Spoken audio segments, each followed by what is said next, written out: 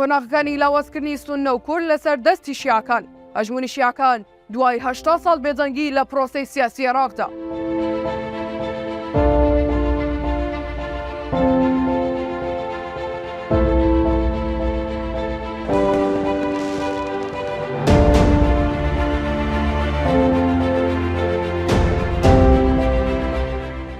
دوایەوەی شیعەکان لە ساڵی 1920 بەشداریکردن لە دەسەڵاتیان حرام کرد. ئیدی وردە وردە بەرەو لاوازی ڕۆیشتن. لا بەرامبەردا بووەوەی بەڵادەستی سوننەی نەتەوەپەرستی عەرەبی شیعەکان نزیکەی 80 ساڵ لە حکوومەت و حکومڕانی عێراق دوور کەوتنەوە بە بێدەنگی مانەوە.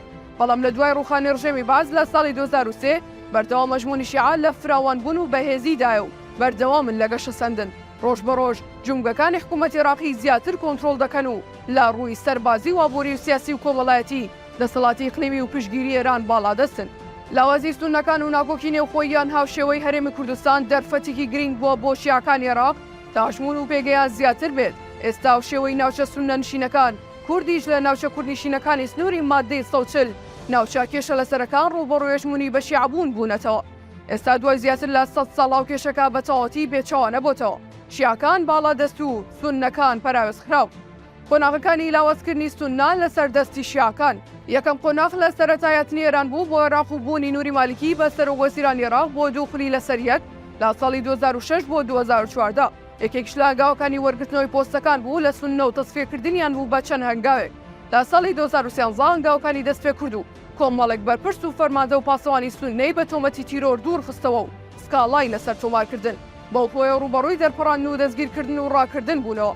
یەکێک لەوانە ڕافعی ساوی کەسایەتی و سیاسی سوننە بوو کە لە نێوان ساڵانی 2010 بۆ 2013 لە حکوومەتەکەی نووری مالیکی وەزیری دارایی بوو. ڕافعی ساوی بە تێوەگلانی لا پرسی تیرۆر تۆمەتبار کرا. هەروەها دوایەوەی یەکێک لە پاسەوانەکانی دەستگیر کرا ئەو کات ڕاگەیەنرا کە پاسەوانەکەی دانی بەوە داناوە کە دەستێ بووە لە کاری تیرۆر با مانگی لەگەڵ جێگری و کاتی سەرۆکۆمار تارق هاشمی.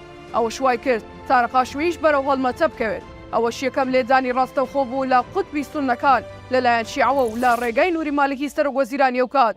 یەکێکی دیکە لەو هەنگاوانەیە کە سەرکردەکانی حەجی شعبی و نزیک لە ئێران و باڵادەست لە عێراق هەوڵی بۆ دەدانەوەیە کە بە تەواوی هێڵی شیعی بەغداد کەرکووک بەیەک بگەێنن. ئەویش لە ڕێگای بەشیاکردن و گۆڕینی دیمۆگرافیای ناوچەکە کە مەترسی تەواوی لەسەر سوننە و کورد دروست کردووە و خەریکا بە تەواوی هەنگاوەکە جێبەجێ دەبێت. هێڵی شیعی لە ناوچەی تەرمیەی باکووری بەغداوە دەست پێ دەکات و ناحیەکانی دووجێل و یەسرب و قەزاکانی سامەڕا و بەلەد دەگرێتەوە تا دەگاتە قەزای ئامرلی و دووز و خەزای داقوق و ناحیەی تازە و بەشیر لە باشووری کەرکووک.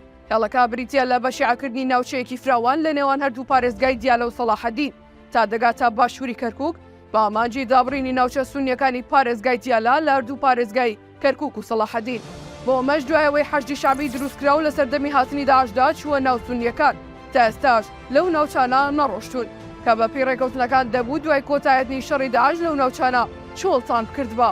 پارێزگای هەڵەبجە بەرامبەر پارێزگای سامەڕا ماوەی زیاتر لە 10 ساڵە باس لەوە دەکرێت کە هەڵەبجە دەبێتە پارێزگا بەڵام بەردەوام دواخراوە لە حکوومەتی عێراق و پەرلەمانی عێراقیش نەووسرا بکرێتە پارێزگا.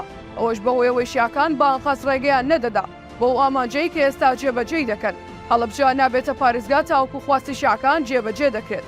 ئەویش لە بەرامبەردا دەنگدانا بە پارێزگای سامەڕا کە شیعەکان و بە تایبەت هادی عامری و قەیس خەزالی بە ئاگاداریەوانەی دیکایشی لەسەر دەکەن. قۆناغێکی دیکەوە بوو ماوەیەک بوو چەند سەرکردێکی بەهێزی سوننە لە گۆڕەپانەکە دروست بوون لەوانە محەممەد حەلبوسی سەرۆک پەرلەمانی عێراق و خەمیس خەنجەر سیاسی دیاری سوننەکان کە لە هەڵبژاردنی 2021 هاوپەیمانی عازم بە سەرۆکایەتی خەنجەر و تەقەدوم بە سەرۆکایەتی حەلبوسی توانیان 50 کورسی ببنەوە. دوای بوونی بە سەرۆکی پەرلەمان حەلبوسی وەک نوێنەری سوننەکان هەنگاوی دەنا و تەواوی ناوچە سوننیەکان پشتیوانی بوون. بەڵام هەردوایەوەی دەستکرا بەلێ پێچینەوە لە سەروەت و سامانی پارێزگاری ناوچە سوننەکان و بەشێک لە سەرکردەکان تا دوجار دەستەی دەستپاکی عێراق ناوی محەممەد حەلبوسی و هەردوو هاوسەرەکەی خستە ناولیستی لە پێچینەوەکانەوە. قررت المحكمة الاتحادية العليا مالي أولا عدم صحة الأمر النيابي المرقم 1/9/5 الصادر عن الأمانة العامة لمجلس النواب دوجاریشەر لەسەر دەستی شیعەکان و بە بڕیارێکی دادگای فیدراڵی محەممەد حەلبوسی لەسەر حکمی پەرلەمان و ئەنجامێتی پەرلەمانی شلادرا. لە دوایەوە هەنگاوەکانی لاوازکردنی کورد و سوننە درێژەی دەبێت و چەندین کەیس و پرسی گرنگ لە ڕیزەکەدا ئامادەن بۆ دوو پێک هاتە سەرەکیەی عێراق.